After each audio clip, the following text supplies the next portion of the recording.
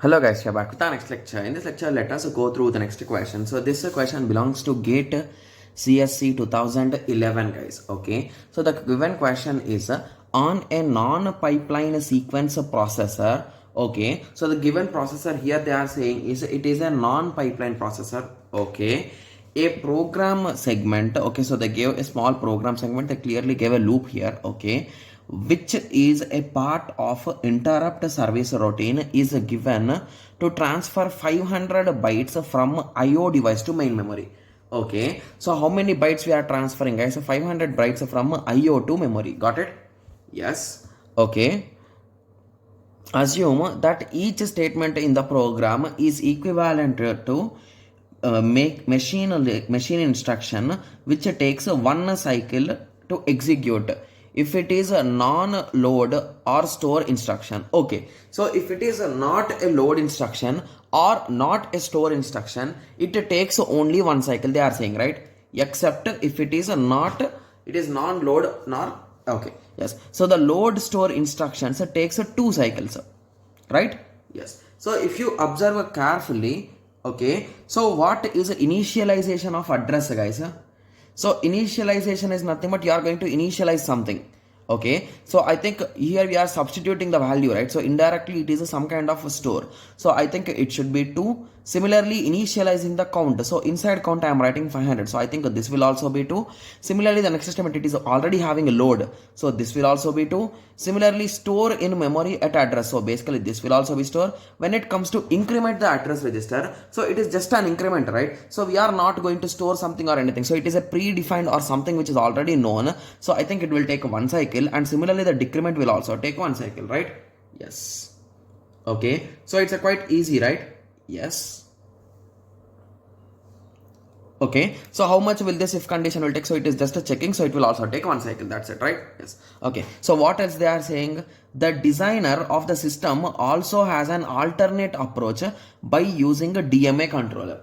Okay, so we are having two different approaches here guys. Okay, so one of them is a DMA and the other is a traditional pipelining method. Okay, so DMA controller requires 20 clocks to initialize. Okay, so if I write the DMA case here, okay, so initially only it will take 20 clocks guys, to be clear, right? Yes, later on, and the other overheads, okay, so including everything it will take 20 clocks. Each DMA transfer cycle takes 2 clock cycles to transfer 1 byte of data. Okay, so they are here, they already gave in the question, right? So it is 500 bytes. So they are saying per byte it will take 2 clocks. So it is a nothing but a 500 into 2 clocks, right? So to transfer this 500 bytes, so it is 1000.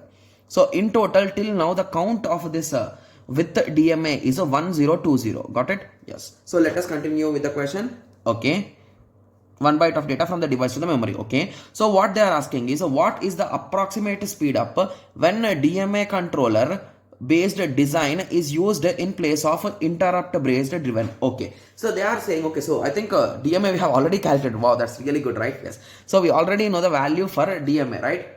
Yes, so that is a nothing but a 1020, right? Yes. Okay, so let us continue. Okay, so now we are done with the half part of the question, and now we need to find this particular thing. Okay, so what exactly is this code doing? We need to understand, right? Because I think this is a loop condition, so so compulsory we should understand what exactly it is doing. So first it is initializing some address register guys, so that's only done once. Okay, similarly initializing the count. Okay, so this is also done once. Okay, similarly the next load a byte from the device. Okay, so we are taking the bit from the device, we are going to calculate 500. So basically this line should run indirectly 500 times, right, to get the whole 500 data. Okay, then we are storing that particular bit in our particular address register. So where you want to store, there you are storing that one bit. Okay, so then you are incrementing the address register. Okay, so it's moving on to the next address, and you are decrementing the count. Okay, and you are checking until the count is not equals to 0, go to the loop. Okay, so indirectly these 5 statements are indirectly running 500 times, right?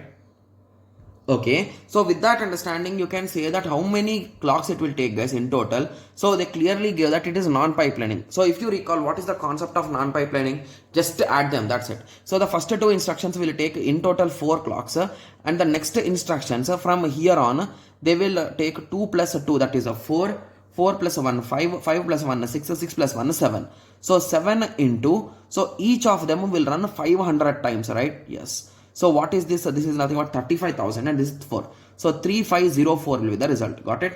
Yes. So what they asked the speed up with respect to DMA. So it is a nothing but a 3504 divided by 1020. So let us check. Okay, so the options are a bit far.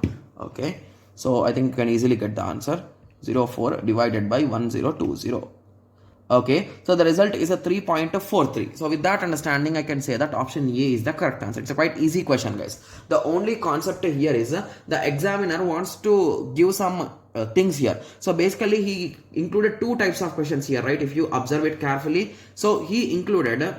Okay, so he included the concept of DMA as well as he included the concept of non-pipelining, right? And he gave the code here. Okay, so to solve this question, if any student should have three conceptual idea, so how DMA will work and how non-pipelining will work, like we should add them and all those things. If he only has an idea, he can solve it, right? Yes. Okay, so now I hope everyone got a clear idea with respect to this question. So in the next lecture, let us continue with the next question.